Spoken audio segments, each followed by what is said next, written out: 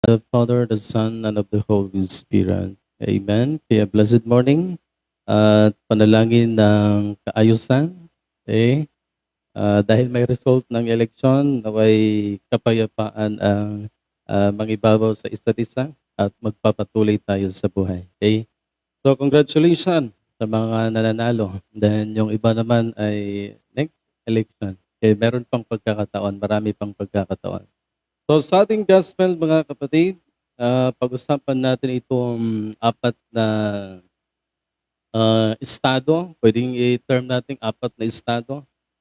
Pwede ring pagbasihan natin yung paano natin tinanggap ang salita ng Diyos at isinasabuhay. So merong apat na binanggit dito si Kristo. Yung iba ay nasa tabing daan. Okay? Yung pangalawa naman ay sa mabatong lupa. Yung pangatlo ay nasa matinik na halamanan. And then yung pang-apat ay yung sa matabang lupa. So ikaw bilang binhi ng Diyos, okay, nasaan ka ba ngayon? Bilang binhi ng Panginoon, ano na ba tayo ngayon? Paano natin isinasabuhay ang mga bigay ng Diyos o kaloob ng Diyos? And then, ano nang nangyari? Bumubunga ba tayo? O baka kung nasa tabing daan ka lang, hindi ka talaga lalago dyan. Okay? Kahit sa mabatong lupa, hindi ka rin lalago dyan.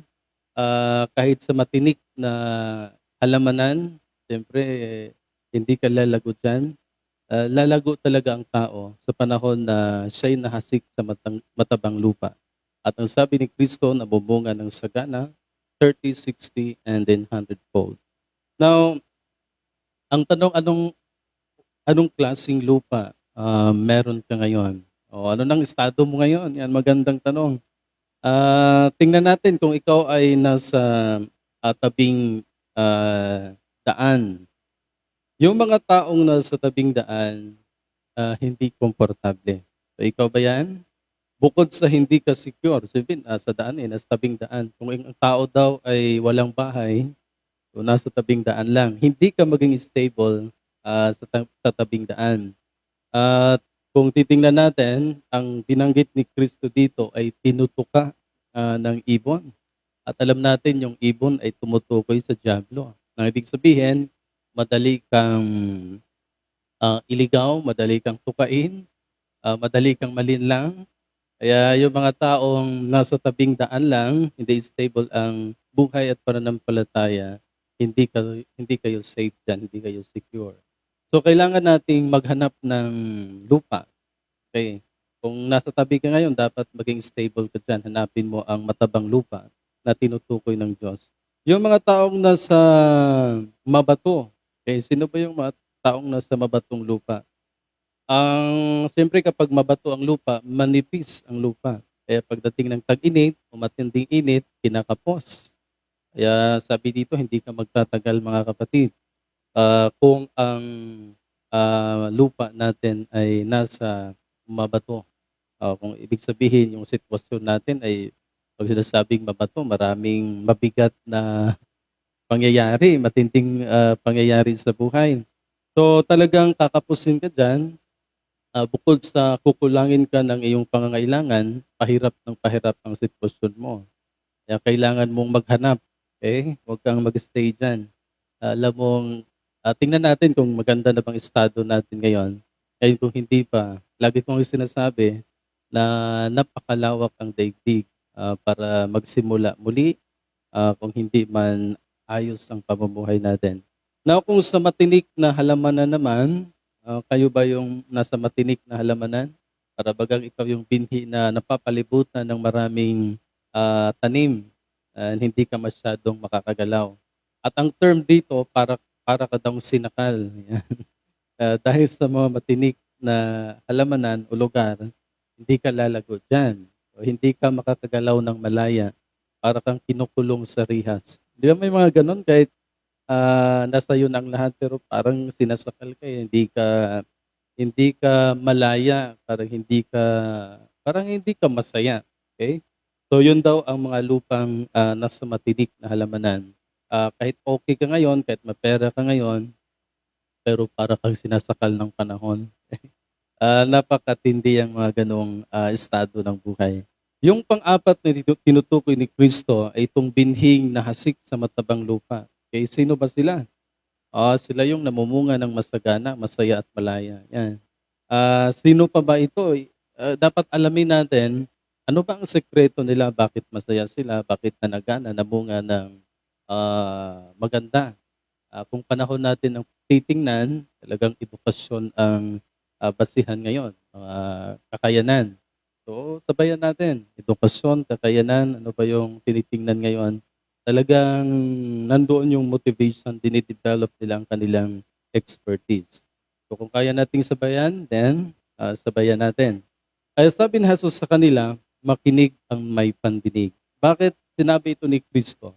Dahil ito ang daigdig na kailangan ng taong alamin kung ano na siya at anong klaseng buhay meron siya at dapat makita natin kung mataba ba. Okay? Baka doon ka sa tabing daan, hindi komportable. Baka sa mabatong lupa, kinakapos sa matinding init. Kung sa matinik naman, para kang sinasakal, hindi ka malaya. So sa matabang lupa ay masaya at malaya sila, namumunga ng masagana. Kaya kung gusto mo talagang mapunta sa matabang lupa, 'di ba sabi ni Kristo magpakawais kayo. Alamin ninyo lahat. Andiyan naman ang Diyos upang magbigay sa inyo ng idea, pamamaraan, upang gabayan kayo. Huwag magtiis sa lugar na walang kasiguruhan, 'yan. Magandang recommendation 'yan. Minsan kasi tayo nakipag-deal sa buhay, basta may pera okey na, basta may makakain okey na. Minsan masabi natin 'yan ngayon, pero yun nga hindi tayo tatagal diyan, napakahaba ang panahon. Kasi naghihintay tayo sa muling pagbabalik ni Kristo. Hindi puwedeng ayos ka na lang na hindi ka masaya. Kasi yun nga, kahapon sa gospel noong Sunday, kapag wala kang pag-ibig, kaya kapag hindi mo nakita yung halaga, yung saysay ng buhay, para kang estatwa. Maganda lang sa paningin ng tao, wala namang buhay, hindi masaya ang buhay. So huwag magtiis sa lugar na walang kasiguruhan. Saan mo ba mahanap yung kasiguruhan? Siyempre sa Diyos, mga kapatid, ma-reassured mo ang lahat. Yung buhay mo, yung estado ng pamumuhay mo, kapag nasa Diyos ang tao, matabang lupa ang tatahakin ng tao. So sabi pa nga dito, may mapapala ka. And then matutulungan ka pa ng Panginoon. Kasi sa Diyos, mga kapatid, kapag kinalulugdan ka ng Panginoon, di ba nangako ang Panginoon na papatnubayan kayo? Kung kayo'y patuloy na nagpapailalim sa akin, gagabayan ko kayo. So kahit sa tingin mo na hindi hindi mo alam, then ang Diyos ay nagbibigay sa tao ng karunungan para makamit natin itong matabang lupa. So pangako ni Jesus na ipapakita niya lahat sa iyo kung ano pa at kung ano ang pwede at nararapat gawin sa buhay kung ikaw ay nasa Kanya. Kung pinili mo ang Diyos, maging karapat-dapat kang tumanggap ng mga karangalan. Yan, maraming karangalan sa daigdig, tagumpay, ano pang meron sa mundo. Karapat-dapat kang tumanggap ng mga pagpapala niya. Okay? Mataba ang lupa ng Diyos. Okay? Kung gusto mong mamuhay na mag-isa, ito yung lupa na meron sa daigdig. Baka nasa tabing daan ka lang, o baka nasa mabatong lupa ka ngayon kung wala ka sa Diyos, o baka sa matinik na halamanan ka ngayon kung wala sa iyong Panginoon. Okay? So, saan ka pa? Dapat sa Diyos ka talaga. Sa Psalm 49:7, ano ba ang sinabi ni Haring David? Kahangalan ang magtitiwala sa kayamanan ng tao lamang. Ang ibig sabihin dito, kapag sabi mo, basta may pera, okay na. Sabi ni Haring David, kahangalan yan. Kasi ngayon lang yan naubos naman yan ng pera. Kung hindi mo kayang i-manage yung mga bagay na meron sa mundo, talagang mawawala yan. So ang sabi ni Haring David dyan, kahangalan ang taong nagtitiwala sa kayamanan lamang. So, sino ba ang dapat nating pagtitiwalaan o paniwalaan? Siyempre, kung sarili mo lang, talagang kakapusin ka. Bakit? Ang daigdig kasi kahit sino may time na wala kang maisip. Ganun ang tao. Kasi limited ang tao.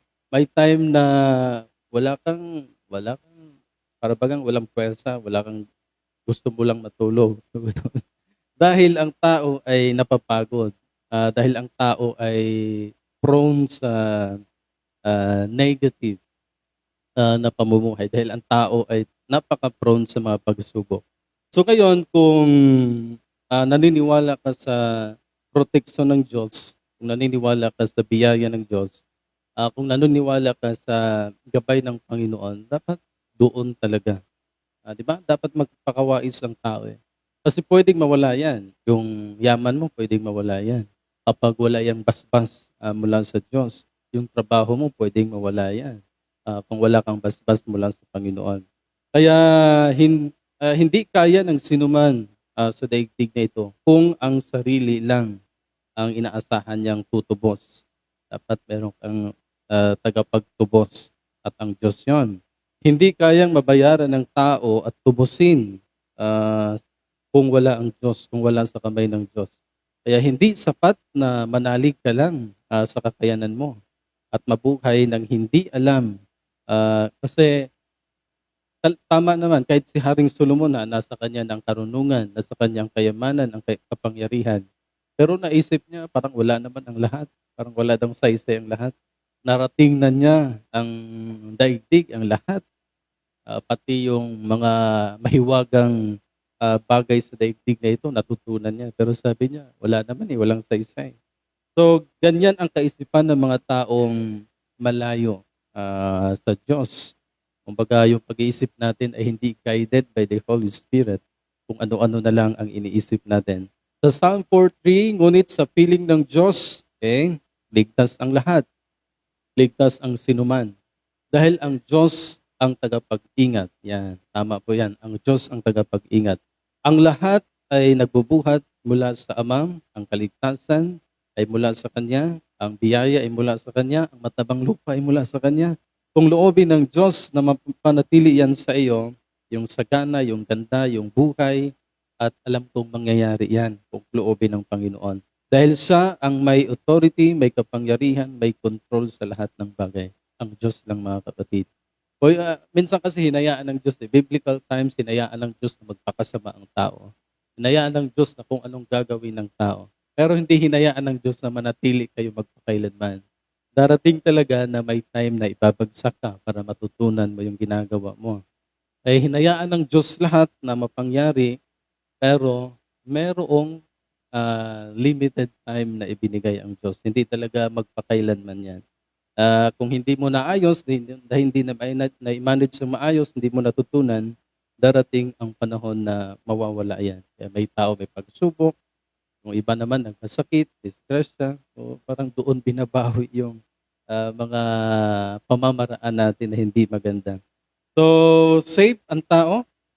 Sabi ko nga sa quotation na kapag tama lang, kumbaga safe ka. Pero kung sobra-sobra, yan, delikado yan, danger. Sobrang kayamanan mo, danger yan. Sobrang karunungan mo, nako, danger din yan. Minsan umalis tayo sa gabay ng Diyos dahil alam mo, kaya mo na. Pero yun pala ay may mga panahon, may mga oras na ibabagsak ka. So ganyan ang daigdig kapag wala ka sa Diyos. Okay? Makapangyarihan at mahabagin ang Diyos at walang sinumang makatutol kung loobin ng Diyos ang sa buhay mo, kung ano man ang nais mo. Sa karunungan ni Solomon 11:25, sabi niya, walang anumang bagay na mananatili kung hindi kalooban ng Diyos. Pinapahintulot mong manatili ang bawat nilikha sapagkat ang bawat isa ay nasa Diyos. Yan, pinahintulot yan ng Panginoon kung ang bawat isa ay nasa Diyos. Mahal tayo ng Diyos, lahat pwedeng magbago sa Panginoon, mga kapatid. Lahat ay pwedeng mapanatili sa Panginoon. Kung hindi man maganda, hindi okay ngayon, lahat pwedeng magbago sa Panginoon.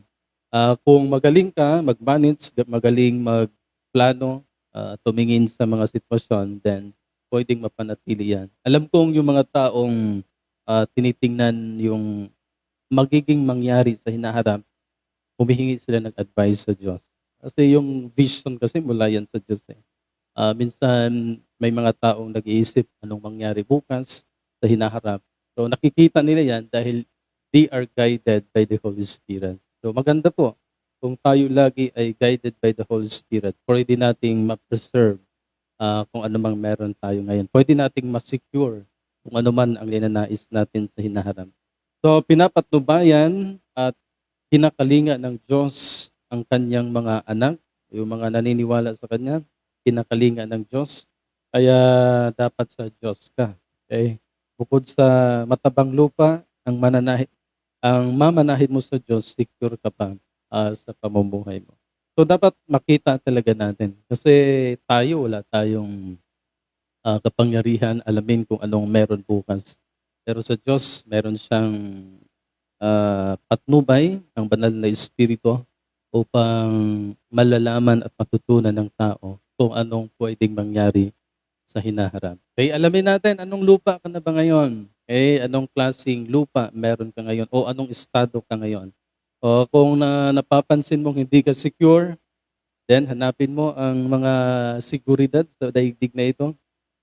Kung sa mabatong lupa, parang napansin mong mainit, kinakapos, ay di maghanap tayo.